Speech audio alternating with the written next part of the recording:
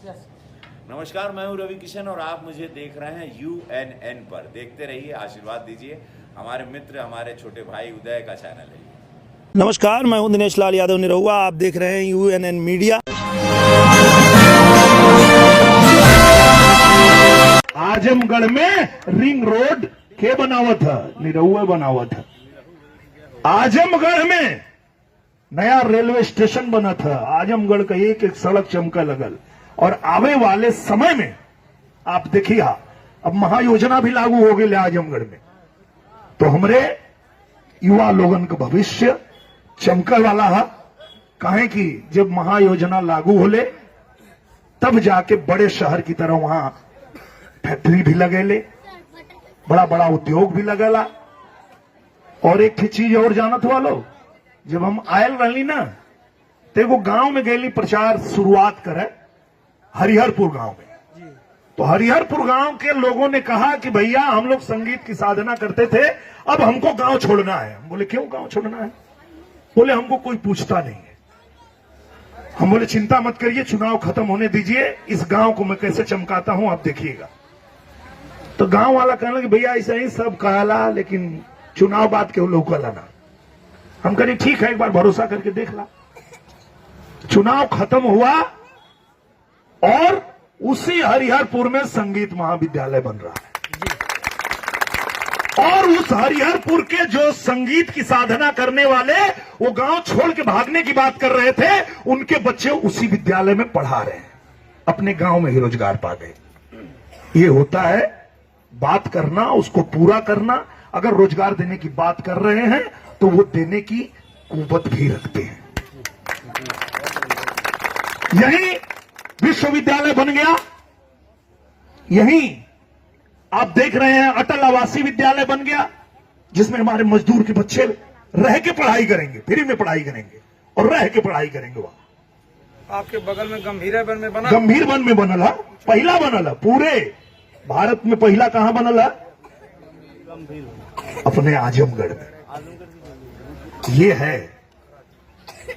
तो भैया बहनी एकदम गड़बड़ाए कि ना, बाबा साहब के बताओ रास्ता पर चले क्या और शिक्षित बने क्या, संघर्ष करे क्या और अपने लक्ष्य के प्राप्त करे क्या, सफल होके क्या। और बाकी बहुत माता बहन लोग भी यहाँ खड़ा है, ये लोग सोचते हैं कि खाली यह कुलबती है कि निरहु कुछ सुनाई है, यह सोचा तो वो लोग ना।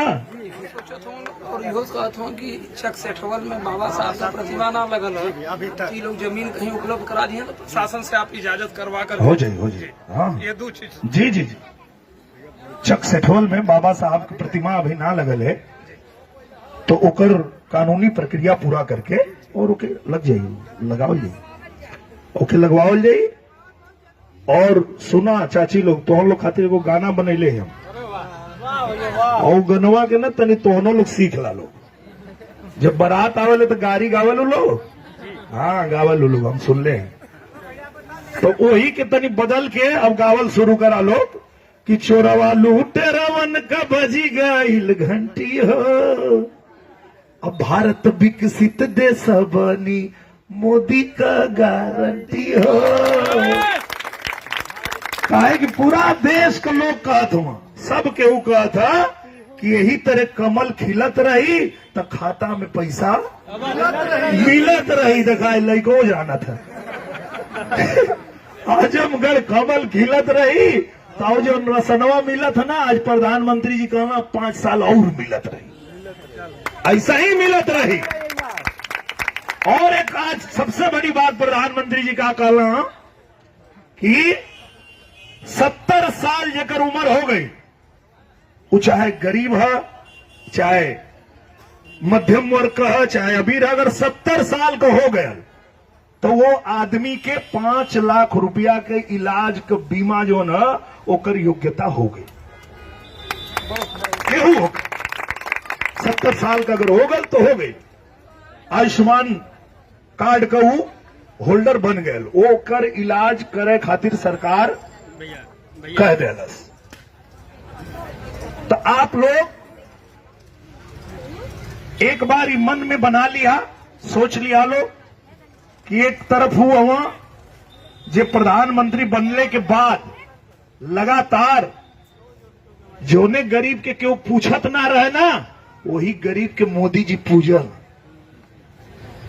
कि देखले वालों पूजा करना मोदी जी गरीबन का जवन भी काम करना गरीब खातिर के करना।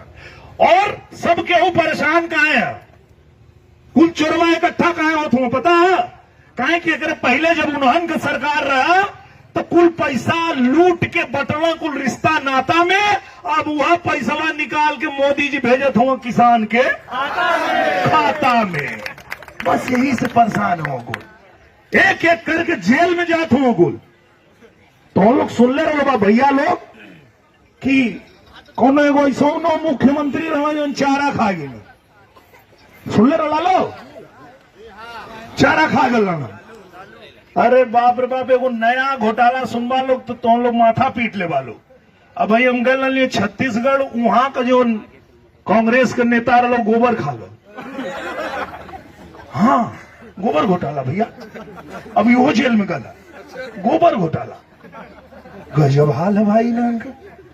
तई को लूट लूट के पैसा गरीब का, किसान का, युवा का, सबकर जो हक है ओकर पैसा लूट के जो निकुल धैले हो ना, मोदी जी पहले उन्होंने के पकड़ के जेल में डालत हुआ और फिर उन्होंने के पैसा निकाल के जब गिनाए लगे थे तो मशीन हाफे लगे थे।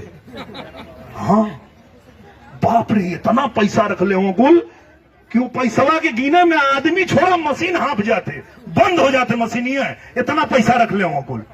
लेकिन मोदी जी कहला ना ना ना ना ना, ये कुल पैसा निकाला और गरीबन के खाता में डाला। यही से कुल परेशान हो और कुल मिल के रोकल चाहते हो कि प्रधानमंत्री जी के रोका नहीं था हमान का कुल पैसा जो चुराए के धैले हैं या कुल चल जाए गरीबन के पास। तो ऐसे प्रधानमंत्री के फिर से प्रधानमंत्री बनावे खातिर के तो हम लोग को निरहुआ आजमगढ़ में एक बार फिर से आला। और अब आप लोगन के अपने बच्चन के भविष्य के चमकावे खातिर एक बार फिर से प्रधानमंत्री जी के प्रधानमंत्री बनावे गया। और हम चाहते कि एक बार सब लोग एक साथ जयकारा लगई हैं, बाबा साहब अमर रहे, बाबा साहब अमर रहे, भारत माता की। बहुत बहुत धन्यवाद। जय हो आजमगढ़। जय आजमगढ़। हम रामदास यादव आजमगढ़ से बोलत हैला भैया। हम ही तो सुनली है कि धर्मेंद्र भैया आयल है 3 दिन खातिर, फिर 3 दिन खातिर अवत हुए।